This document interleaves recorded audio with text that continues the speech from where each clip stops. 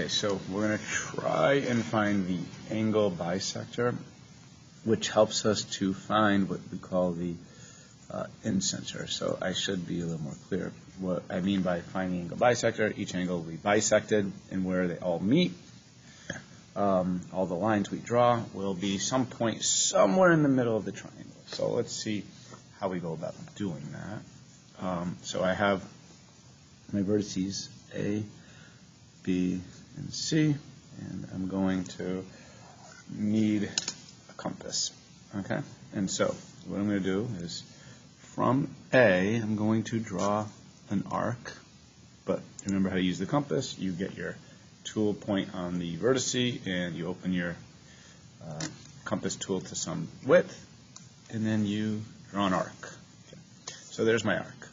Okay, so I'm going to label these points, and I should do it a little bit lighter, just D and E, but it should be a little bit lighter for the point of making our lives a little bit simpler for later on to visualize things, but that's okay. So now that I have it open, I'm not going to change the setting I used for that arc. I'm going to use this same setting, meaning the same first tick mark, same hole, and I'm going to go create an arc off of point D, a little bit further into the triangle, and I'm going to do a point off arc E, which is going to intersect that other arc. Notice there's small little arcs in the center. And now, where the point of intersection is the angle bisecting point, which allows us to draw a line from the vertex through that point, and we'll kind of extend it across the triangle. Just because these are lines that are just going to keep going, but the point of it is I'm just going to draw an arrow on the end just so you understand. And we're going to do all three vertices in the same way, and we'll see the result in just a moment. I'm going to do another one. I'm going to open it just a little bit wider. Doesn't matter, but just because this is an awkward angle. And I'm going to label. It's always good to label, so I left off at E, so F, G. And then I'm going to make another arc in the center, just using the first tool without changing my compass setting. And I'm going to do an intersecting arc across that. And I'm going to draw another point from C through that point where the arcs intersect. I guess I should label that a point, give it a letter, but I'm not going to for right now. I'm just going to draw a line through that vertex. Okay, so what we just did was we created a situation where the angles are bisected, so these two angles are congruent, and these two angles are congruent. Okay, these two angles are congruent, and so what we can do is find that where these lines intersect at this point. This is called it's called an incenter. The point in this, so what we have is a point of concurrency, and we heard this on the last video for perpendicular bisector. We heard it in class, but point of concurrency is just where all points or all lines intersect at the same time. Okay. So this is going to get real interesting. Well, interesting is, I guess, a way to describe it, but that would be up to you to fully decide. And we're going to do the last thing at the other vertex. We're just going to add one more just to see, does it go through this point? We'll call this point of intersection of the two angle bisectors. If this is F and this is G, we'll call it Q, just because we're going to use some other letters up here. And so we're going to draw an arc, okay, right, part of a circle. We're not going to change the compass setting. We're going to just draw another arc going this way, and then a smaller arc without changing the compass setting going the other way. And I did kind of go a little bit faster here because I didn't label these points here and here. So I will do that just so we see. So we left off at G, so H, I. I could go the other way. It doesn't really matter. But now, did I make a mistake? And it does look like this line does not perfectly go through this, which means that, well, let's just look at it and just see. Is this bisected? It's not quite bisected, so there's got to be some error in my work here. And this kind of is potentially the way I drew this line, and you guys will find that to be true, but if you do the same thing. So I'm going to double check my arcs here and just verify that I did a good job with that. So let's, and there will be some margin of error on all of this. And that margin of error is how well you use the tools. So this looks pretty good. So I'm going to redo this because maybe this was where my margin of error was.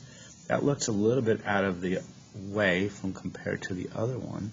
And I'll go the other way. Let's see. So notice my tick mark is going to be here. So it's in a slightly different place because I did not have it properly placed before.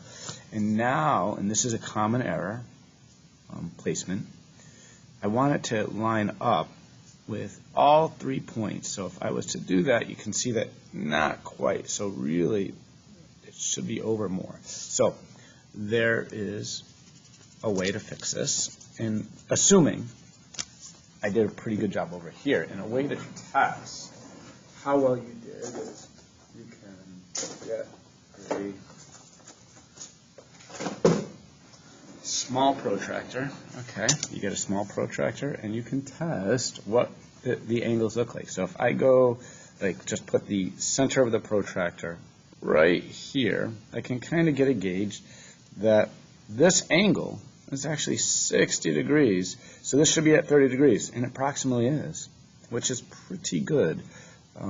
Maybe I'm off by a little bit, but that looks pretty good. It's just under 60, just under 30. And over here, I should have kind of the same effect.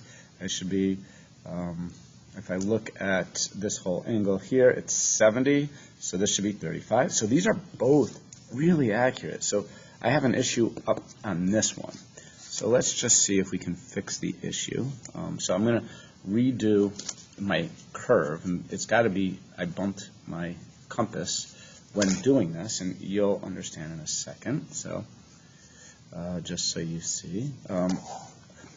These are common errors, and so you can guess that people have to go back and do this multiple times, which is okay because it's part of the learning experience. All right, no, it looks like that was right.